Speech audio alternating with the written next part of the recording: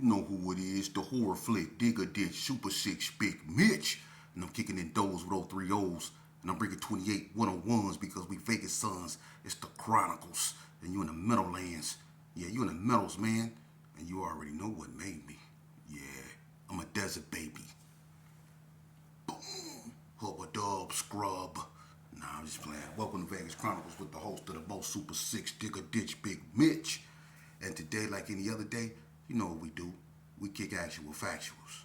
You know, shout out to everybody that's been rocking with your boy. Shout out to the brother Lack Money. We gonna get together, man, and shout out to you for tapping in with me and wanting to work with me, man, and get behind the camera and things, man. I'm telling y'all, man, there's some good people that's trying to link with me, man, and bring a lot of things into fruition, which is cool, man. And you know, I'm just blessed, man, and I'm blessed to be here because without y'all, there is no me. Believe that. But today, I'm sure y'all heard, so we gonna get right into it. I don't know if y'all know, but over the past couple of days, everything been buzzing around Ely Max, which is a maximum security prison in the state of Nevada. And for those that don't know, it was a sticking up in Ely the other day, and three A-dubs was unalived. And if you don't know what an A-dub is a Aryan warrior. That's a known prison gang that goes all the way back to the 70s in the state of Nevada, 60s probably. It's one of the oldest penitentiary gangs in the state of Nevada. And they originated in NSP. NSP is probably one of the oldest prisons in America. It was built in 1865. Yes, you heard me right. NSP, Nevada State Prison, was built in 1864, 1865. Jesse James, the bank robber, was in that prison. And if you think I'm lying, you can look it up. What happened was an incident took place at Ely Max. Now, to get into what's going on, first let me say, I find it ironic that a lot of people from other states who love to frown upon Nevada and claim that Nevada ain't this and Nevada ain't that, but all of a sudden something happened in one of Nevada prison systems, in one of Nevada prisons, and not everybody want to report on it, dudes that don't even stay out here. Yeah, like I've been saying in my video, my other videos, it gets ugly out here. But to give you a better understanding, since I happen to be from Nevada, and let me tell you about Ely Max. Ely Max was built in 1989. It opened in August of 1989, phase 1. Okay, phase 2 of Ely opened in November of 1990. Okay, it was maximum security. You had NSP, which is the oldest prison in Nevada. Then you had Northern Nevada Correction Center. Both of these prisons, NSP and NNCC, are in Carson City. They were the first two prisons in Nevada. And then you had Gene, Nevada, which is Southern Nevada Correctional Center. That's the third oldest prison. And then you had Southern Desert Correctional Center, which is Indian Springs. That's the fourth oldest prison. And then you had Ely State Prison. That's the fifth oldest prison. It's in the coldest part of Nevada. It sits on a hill. They actually took dynamite, blew a hole in the mountain, and built a prison up on a hill. It's in the coldest part of Nevada. Okay? And up there is where you have HRP, which is high risk prisoner. You have death row. You have lockdowns, and that's where all the worst inmates basically were in Ely Max. Okay? Now, what happened was they say I wasn't there, but this is the word. The Southsiders and the Aryans got into it behind an individual who was he's a known guy. He's an MMA fighter. If you know, you know. He come from a well-respected family, I guess, in Vegas, and he had a good rapport with the A-dubs and the Southsiders. And I guess the A-dubs made a move on him, and the Southsiders didn't like it, you know. And what ended up happening is when the guy was moved to a medical facility, I guess in Carson City, the regional medical facility, I guess the whites tried to go in there and finish him off. And I guess Southsiders took that as, a sign of respect. I guess they really like that guy. I don't know. That's their politics. But what ended up happening is the Southsiders made a move on the whites in Ely, and they actually got to the shot caller. Now, the shot caller that they got to, this guy here, he was indicted back in 2019 with 23 other A-dubs. They've been indicting them A-dubs, since 2007, 2009, 2007 and 2009, they indicted 14 of them, for all kind of charges, whether it was racketeering, whether it was distribution. They've been in the game. And what makes this unique is, I've done a lot of time in prison, and, back in the day, the A-dubs, they were a real strong group. They were. And for the Hispanics to be able to get to them, they shot caller like that, tells you that this is a whole new breed, So I don't know what's really going on up there. That's not my business, but, someone once said, someone on a platform said that it would be in the whites' best interest if they seek peace with the Southsiders, because, the Southsider got the numbers, and, with the numbers, ain't no way you can win. That's inaccurate. The Southsiders in the state of Nevada, they have numbers, but let me tell you something. They're not dominant. I don't know where y'all get this, that the Southsiders are dominant. What happened up there in Ely was an isolated incident. That don't go on a daily norm. Things like that happen, but not like that. And the Southsiders be on the receiving end too. So it's not like the Southsiders are just this notorious, nah, man. Everybody equally up in there is a threat to one another. The blacks are the deepest in Nevada prison system. They're not separated in different yards like Crip yard, blood yards, and shoot programs and all that. The blacks are together on one yard, so they always outnumber the Serenos. Okay? The Serenos are probably the most organized, which makes them the threat that they are, because they're more organized, and they use, the let's just say, the element of surprise to their greatest advantage, because you never know when they're going to attack. You see, that's the element they use, the element of surprise. But the blacks have always been the more dominant in the institutions, and it's not nothing racial. It's the truth. You ask anybody, whether it's High Desert State Prison, wherever you are, you're going to find most likely more blacks. And in some situations, the Gersons themselves, I'm not lying, the Gersons themselves have on many occasions outnumbered the Serenos. So when you have the Gersons, the West Coast, the Parus, the PBs, the Hood, the NTGs, the 60s, the Donna Streets, the White Streets, you have and all the other smaller gangs. You got the PBs, the 50s, the 40s. You got all these different gangs on the yard, right? And then you just have the Serenos. You see, you can see how they're outnumbered, and that's not even including the California cats, because the Chicago cats have a GD card, the Cali boys have a Cali card. You see what I'm saying? So when all the blacks come together, they way outnumber the Serenos. So they're not dominant like that. So for people out here with these platforms making it seem like the Serenos are just dominating, that's a lot. What happened up there in Ely was an isolated incident. I don't know, how they got to their shot caller, because 9 times out of 10, you don't get to someone's shot caller just like that. So for the shot caller to become unalive shows you that this is a different breed of Aryans. These are not the same Aryans that were back in the 80s and 90s. They were a lot more stronger back then, and they were a lot more in sync. You would have never heard nothing like this back in the day. A lot of Aryans are, let's just say, a lot of them have succumbed to their vices. And I'm going to just keep it real.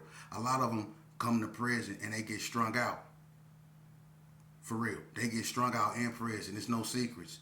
That's the difference between them and the Southsiders. The Southsiders don't allow that. They got to work out every day. They got things that they have to do. The whites are not like that. So a lot of their, leaders and a lot of their higher ups, they be strung out on drugs. I'm gonna just keep it 100 with you. They not like the ones back in the days, man. You know, the big Rosses, the Smokies, you know, the Danny Clarks and things like that, man. Them dudes back in the days, them A-Dubs back in the days wasn't no joke, man. You had to deal with them, you know, for real. Especially in places like, if you went to NSP in Unit 12, it's a lockdown unit. They turned NSP into a museum because it's so old. The plumbing messed up and all that. But if you go to Unit 12, they got pictures of crime scenes that took place at NSP from all the stickings. Paul Mason, one of my friends, you know, everybody remember him. Y'all remember what the white dude Danny Clark did to him. You know, he got stuck. Look, he was going home in like 2-3 days. Everybody remember that. And Paul put hands on that A-Dub dude, Danny Clark. And they told Paul to leave him alone. To make a long story short, he called Paul getting his hair cut. And he ran up and he stuck something through Paul. It went through Paul and through the chair he was sitting in. You know, and Glenn McGinnis, who was I guess Glenn was cutting Paul's hair. He cut Glenn McGinnis across the face, opened him up. Tantalizer picked up the mop wringer, a dude named Tantalizer, was swinging the mop wringer at the dude and ran in the closet and locked Glenn and Paul out the closet. He ran in there and locked them out. Paul fell over. Glenn was leaking, trying to get up in the closet door, and the CO let open the door where they were in the pod. He ran out. The CO shut the door. When Tantalizer let Glenn up in there where he was, and they shut the door, the CO opened the door back, and Paul was crawling on the ground toward the wall, and he let the white guy go back up in there and finish Paul off. He finished Paul off, man. So that's the power that them white dudes had. The COs was working with them back then, man. Ask anybody. The man, Mr. Bean, this dude here was the oldest inmate in the state of Nevada. You know what he did?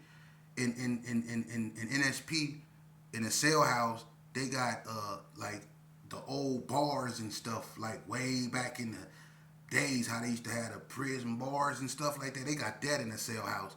So he took some paint thinner and put it in a light bulb and screwed it in the dude thing. You know, up there it's all old school. You know, you can screw your own light bulb in and stuff. But he put paint thinner in a light bulb and screwed it in dude thing. So when he turned his light on, a big old fireball came out of his room, man. And they got pictures of that dude in his room, burnt up, man, look like a tree stump. Just in the middle of his floor, burnt up. That's what they was doing up in NSP, the A-Dubs back then. Or when the white dude hid in the garbage can on Doc. Y'all remember Doc? Doc was on his way to the shower, and the white dude hid in the garbage can on Doc. Doc had his underwear, his shower shoes on, and his towel and his soap dish. And he was walking to the shower, and the white dude jumped up out the shower and poked him up about 40-something times. They got pictures of Doc laying out on the floor, just poked up. His whole white t-shirt looked red. They poked him up. That's how vicious those guys was. This breed, I don't know nothing about. Like I said, from what I know, they've succumbed to their vices. They got on drugs, man, and they're not strong like they used to be. They stay up all night tattooing and stuff like that. They not strong like they used to be. So it's easy for the Southsiders to do what they did, you know, and get to their shot caller like that. I'm keeping it real. And for the one cat, I'm not going to even say no names, to say that there's not an alliance between the whites and the Hispanic, that's a bold-faced lie. That's a bold-faced lie, because in 2003, 2004, when the riot happened at High Desert State Prison between the blacks and the Southsiders, the whites didn't riot.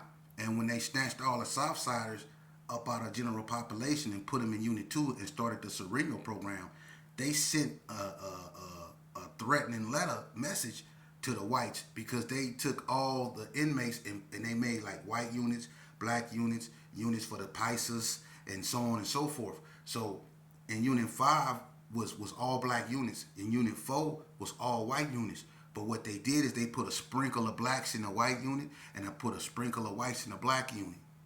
So when they locked all the Serenos up, the Sereno was mad that the whites didn't ride. So they sent a threatening message to them. And that's when the whites took off on a little sprinkle of blacks that was down there in their unit. Everybody remember when D.O.A and Matrix them got into it with the whites in the unit and they bit D.O.A ear off. And the CO Miss Lee, she shot all the blacks. Everybody remember that. So it is an alliance. They call it the Unholy Alliance.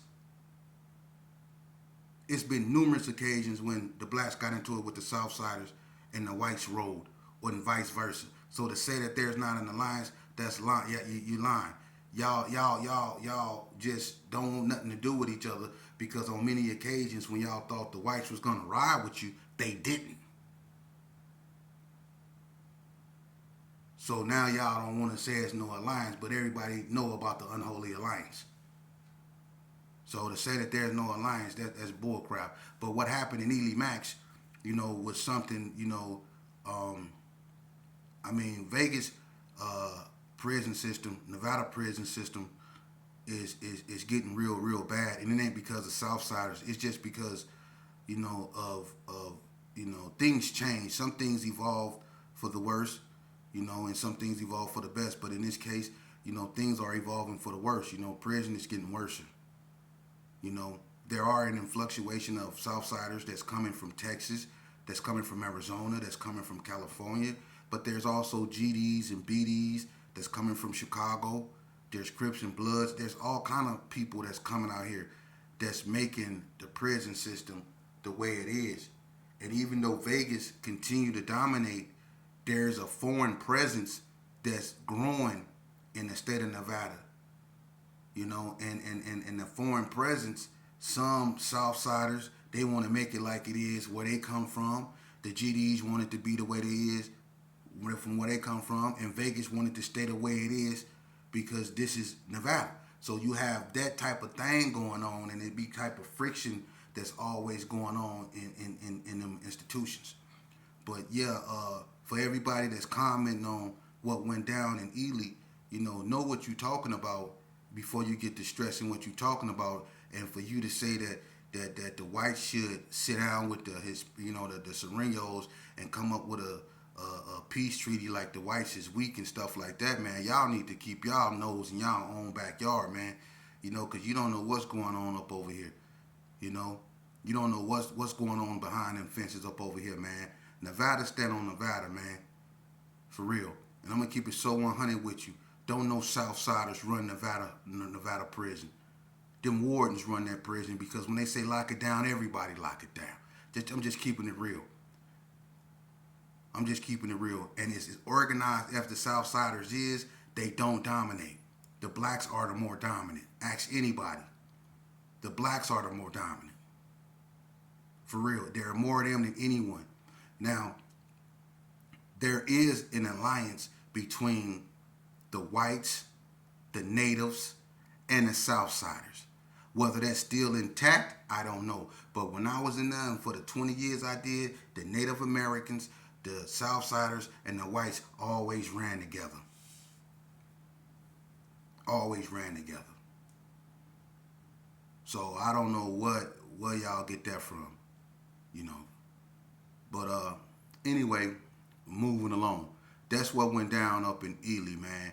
And I hope, that y'all really take heed to that, man. Because no matter who you are, shot call or not, it seems like everybody free game now. You can be touched.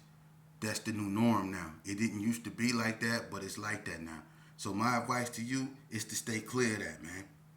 Stay out of prison. Stay away from that stuff, man.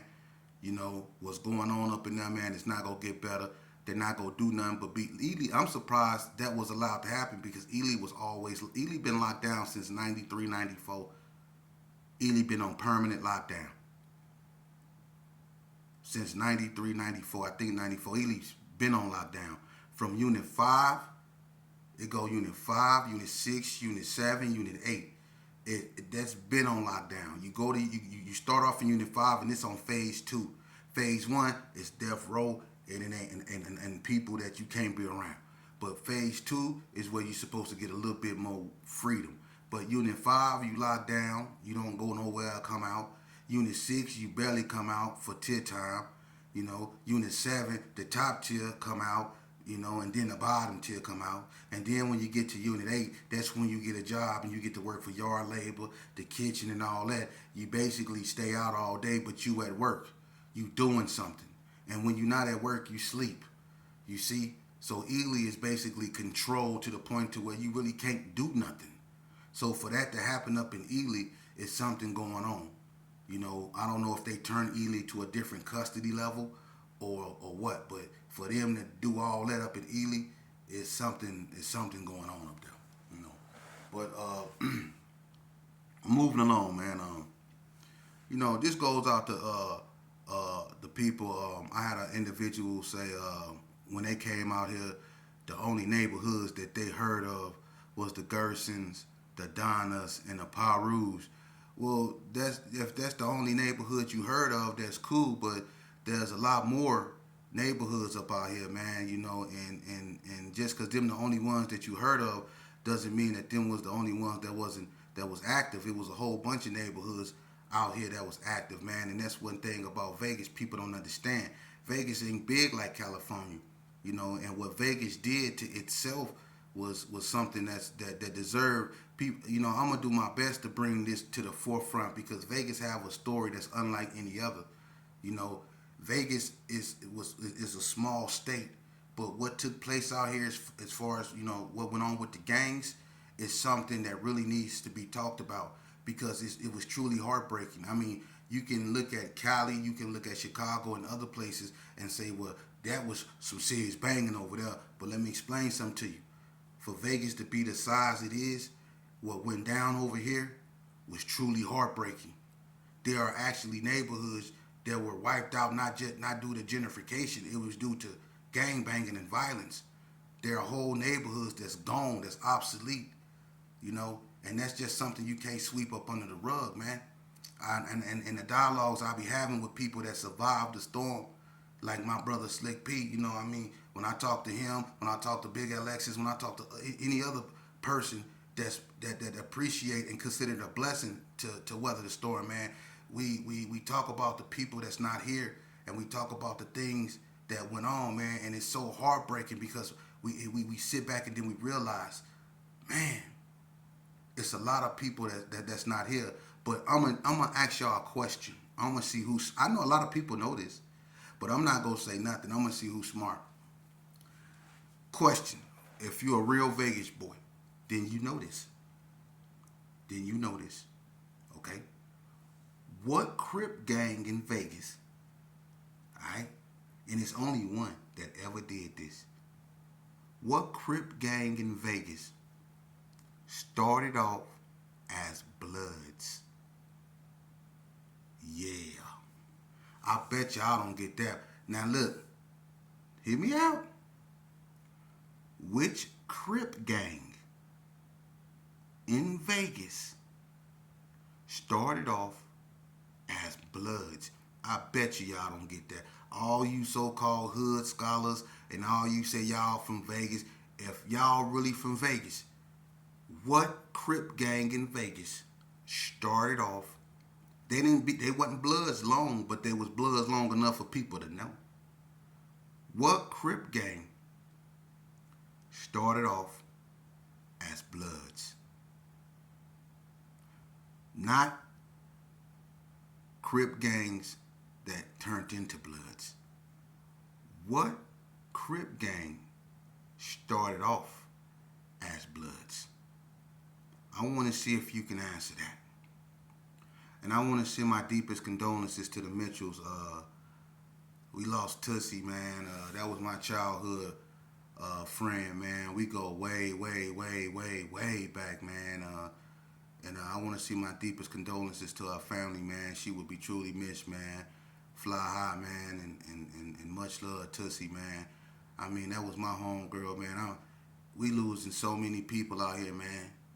And that's why I bring what I bring. Because, if it's not put forward, you got these youngsters out here calling themselves this and calling themselves that and don't even know why they calling themselves that. They never even seen the place that they claiming. They don't know nothing about it, man. So I need all hands on deck, man. There's a lot of guys up out here that just kick back, man, but they know what I'm spitting is real. It's that time. It's time to get our children out the streets. It's time to start investing in our children.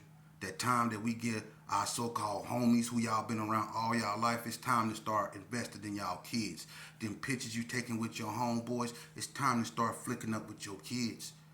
For real, that money that you take and you go spend on stuff, on alcohol and all that old irrelevant stuff, it's time to start putting that money and investing that money in your child, investing that money in your future, investing that money in your greatest accomplishment, man. Shout out to everybody out there that recognize, that it's better to be a father than be out here in these streets, running up behind, so-called homeboys, people who really don't give 2 cents about you, man. When you stand up and you accept responsibility and you handle your responsibility and you stand on your manhood, you stand on your business, meaning that you help raise what you brought into this world, even if you don't get along with the baby mama. She didn't have that child by herself. She didn't make that child by herself. You obligated as a man. Quit taking care of your homeboys and worried about what your homeboys going through. Worry about what your child going through, man. That's what real men do, man. And you a man before you anything, man. And I'm not trying to preach to you. You can go to the church every Sunday for that. But somebody got to talk to you because these preachers ain't speaking your language, obviously.